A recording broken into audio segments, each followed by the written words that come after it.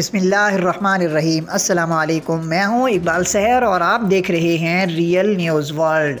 ناظرین، اس وقت ہم آپ سے اہم ترین خبر شیئر کر رہے ہیں۔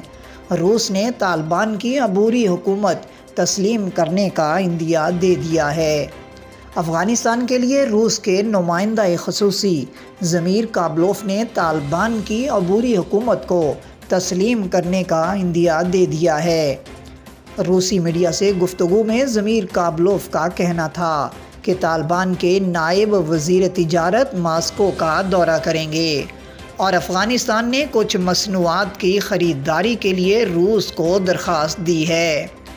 انہوں نے مزید بتایا کہ روسی صدر نے افغانستان کے لیے اناج مختص کرنے کی اجازت دے دی ہے۔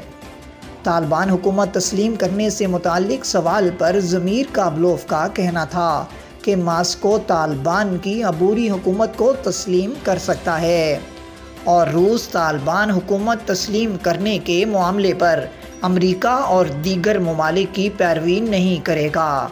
واضح رہے کہ افغانستان میں طالبان حکومت کو اب تک کسی ملک نے باقاعدہ طور پر تسلیم نہیں کیا ہے اور گزشتہ دنوں طالبان نے اسلامی ممالک سے حکومت تسلیم کرنے کی اپیل بھی کی تھی۔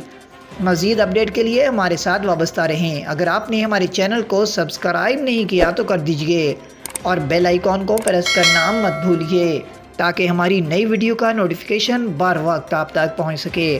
کامنٹ باکس میں اپنے خیالات کا اظہار کیجئے۔ اسلام زندہ باد، پاکستان پائندہ باد۔